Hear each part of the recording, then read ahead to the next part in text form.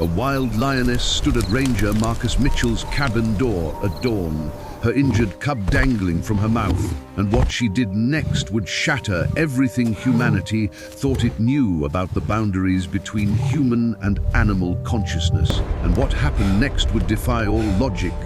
Just 12 hours earlier, Marcus had been conducting his routine patrol through the Kenyan Masai Mara Reserve, his weathered Land Rover bouncing along the dusty tracks he'd driven for 15 years.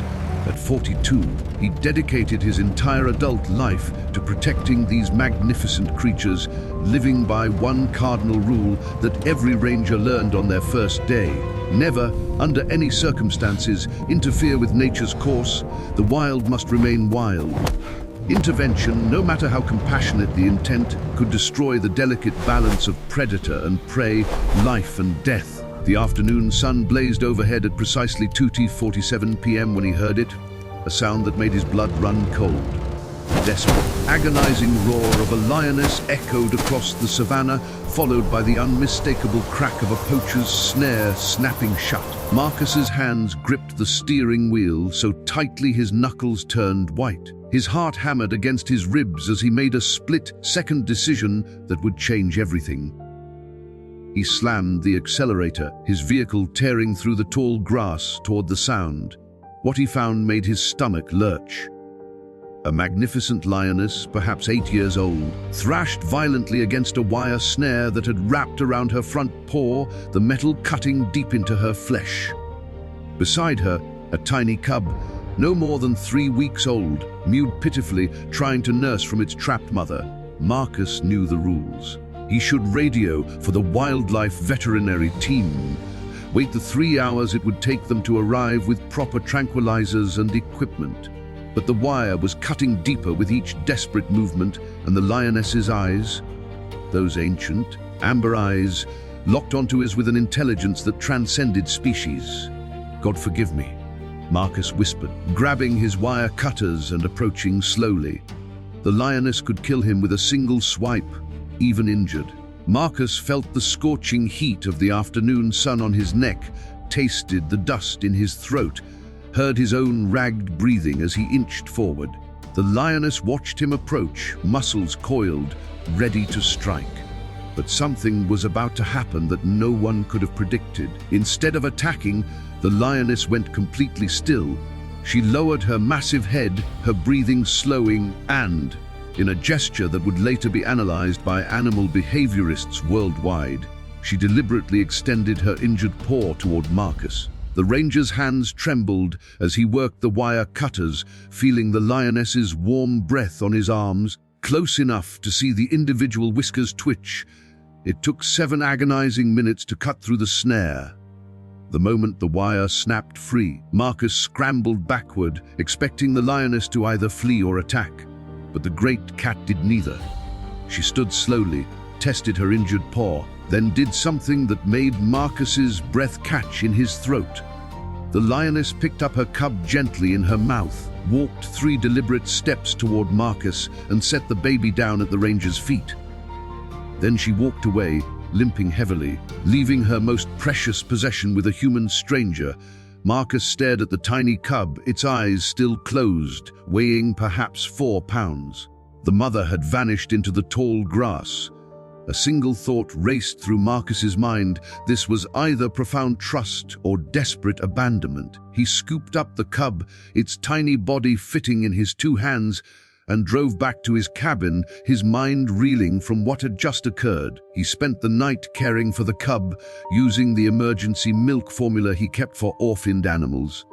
His cabin's security camera, which ran 24/7 as part of the reserve's monitoring system, captured his every movement as he fed the baby every 2 hours, kept it warm, and prayed he was doing the right thing. What Marcus didn't realize was that the lioness had been watching from the shadows all night long. At 5:03 a.m., as the first rays of dawn painted the African sky in shades of gold and crimson, Marcus heard it, a low, rumbling growl just outside his door. His blood turned to ice. He peered through the window and gasped. The lioness stood there, her injured paw wrapped in dried blood and dirt, staring directly at the cabin door.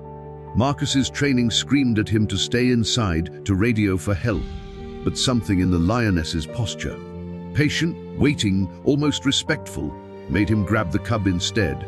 With shaking hands, he wrapped the baby in a towel and slowly opened the door. The lioness didn't move. She stood 15 feet away, her powerful muscles visible beneath her tawny coat, her tail perfectly still. Marcus stepped outside, the cool morning air raising goosebumps on his arms, and gently placed the cub on the ground between them. But the lioness didn't immediately take her baby. Instead, what followed would become the most viewed wildlife footage in history, captured in crystal clarity by Marcus's cabin security camera. The lioness walked forward with slow, measured steps until she stood directly in front of Marcus. The ranger froze, feeling the warmth radiating from the massive predator's body, close enough to count the scars on her face from old battles. Then, in a gesture that would make evolutionary biologists around the world question everything they thought they knew about animal cognition, the lioness did something unprecedented. She lowered her massive head and pressed it gently against Marcus's chest. Not a nudge, not a push, but a deliberate, sustained contact that lasted exactly 12 seconds. Marcus felt the lioness's breath through his shirt, felt the weight of that magnificent head against his heart. Time seemed to stop. The morning birds fell silent, even the wind stilled. Then, just as deliberately, the lioness stepped back, picked up her cub with infinite tenderness, and began to walk away. But she stopped after 10 paces and turned back, her amber eyes meeting Marcus's one final time. She made a sound, not a roar, not a growl, but something softer, almost like the chuffing sound lions make to greet each other. A sound of acknowledgement, of gratitude. The lioness then did something that defied every principle of lion behavior ever documented. She walked back toward Marcus, set her cub down once more, and performed what could only be described as a ceremonial circle around the ranger. 3 complete, slow rotations, her eyes never leaving Marcus's face. It was as if she was marking this human not as prey, not as threat, but as something else entirely. As kin. When she finally picked up her cub for the last time and disappeared into the golden grass, Marcus collapsed to his knees, overwhelmed by the magnitude of what had just occurred. Tears streamed down his face as the sun rose fully, bathing the savannah in light. The security footage was uploaded to the reserve's database at 7:00 a.m. By noon, it had been shared over 1 million times. By evening, it had reached 50 million views across every major platform. News crews from around the world descended upon the Masai Mara. Dr. James Kariuki, Kenya's leading wildlife behaviorist with 35 years of experience studying big cats, reviewed the footage frame by frame. His analysis, published in the journal Nature 3 weeks later, stunned the scientific community. "In my entire career," he wrote, "I have never witnessed anything that so fundamentally challenges our understanding of animal consciousness and emotional intelligence. The lioness's behavior suggests a level of cognitive reasoning, gratitude, and even what we might call honor that we've never thought possible in wild predators." The footage revealed details invisible to the naked eye. Enhanced analysis showed that during those 12 seconds of contact, the lioness's pupils had dilated in a pattern consistent with deep emotional processing. Her breathing had synchronized with Marcus's. Most remarkably, she had deliberately avoided putting any real weight on the ranger, showing an awareness of human fragility that suggested remarkable empathy and control. Marcus became known across Kenya as Baba Simba, father of lions. Rangers from reserves across Africa sought his expertise. But more importantly, his encounter sparked a global conversation about the consciousness of wild animals and our relationship with them. Universities launched new research programs. Conservation funding increased by 300% in the following year. 6 months later, Marcus was conducting another routine patrol when he spotted a familiar figure on a distant ridge. The lioness stood there, healthy and strong, her paw fully healed. Beside her were 3 cubs, the one Marcus had saved and 2 newer additions. The lioness watched the Land Rover for a long moment, then turned and led her family into the wilderness. but just before disappearing, she looked back one final time and made that same soft, chuffing sound, a greeting reserved for family. Marcus never saw her again, but motion sensor cameras throughout the reserve occasionally captured images of the lioness, always with her cubs, thriving in the wild where she belonged. The cub Marcus had saved grew strong and healthy, identifiable by a unique mark on its ear. Rangers reported that this particular lioness seemed to understand something other lions didn't, that the humans in vehicles were protectors, not threats. She would often position her cubs in view of tourist vehicles as if showing them off, sharing her world with the species that had once saved her bloodline. The encounter changed Marcus profoundly. He established the Mitchell Foundation for Human-Wildlife Coexistence, which has since trained over 1,000 rangers in compassionate intervention techniques. But when asked about that morning, he always says the same thing: "I didn't save that lioness. She saved me. She showed me that the boundaries we draw between human and animal, between rational and instinctive, between us and them, they're illusions we've created."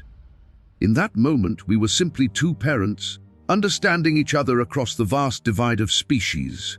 The footage continues to be studied, analyzed, and debated. Skeptics argue it was mere coincidence, that we're projecting human emotions onto animal behavior.